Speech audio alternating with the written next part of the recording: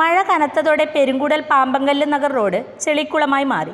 Jal Jeevan mission കുടിവെള്ള പദ്ധതിയുടെ പൈപ്പിടാൻ കഴിഞ്ഞ ദിവസം റോഡ് വെട്ടിപ്പൊളിച്ചിരുന്നു. ഇതാണ് റോഡ് ചെളിക്കുളമായി മാറാൻ കാരണമായത്. ഇതോടെ റോഡിലൂടെ കാൽനടയാത്ര പോലും ചെയ്യാൻ പറ്റാത്ത സ്ഥിതിയായി.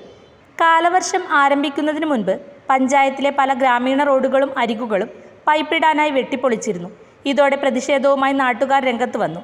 ഇതേ തുടർന്ന് റോഡരികിൽ പൈപ്പിടുന്നത് താൽക്കാലികമായി നിർത്തിവെച്ചു. എന്നാൽ കുറച്ചു ദിവസം മലയോരത്ത് മഴ പെയ്തിരുന്നില്ല.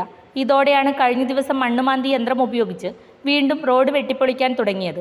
ഇതിനിടെ കഴിഞ്ഞ ദിവസം വീണ്ടും മഴ ആരംഭിക്കുകയും റോഡ് ചെളിക്കുളമായി മാറുകയും ചെയ്തു. ഇതോടെ ഇതുവഴിയുള്ള യാത്ര ദുരിതയാത്രയായി മാറി. വിദ്യാർത്ഥികൾ ഉൾപ്പെടെയുള്ള യാത്രക്കാർ അനുഭവിക്കുന്ന ദുരിതങ്ങൾ ചില്ലറയല്ല. റോഡിൻ്റെ 60 മീറ്റർ ഭാഗത്ത് കൂടി കാൽനടയാത്ര ചെയ്യാൻ പോലും പറ്റാത്ത സ്ഥിതിയായിരിക്കുന്നു. ഇതേ തുടർന്ന് പ്രദേശവാസികളാണ് റോഡ് ഗതാഗത യോഗ്യമാക്കിയത്. ഇപ്പോൾ ഈ ഭാഗം കൂടി വെട്ടിപ്പൊളിച്ചതോടെയാണ് റോഡ് വീണ്ടും പഴയപടിയായത്.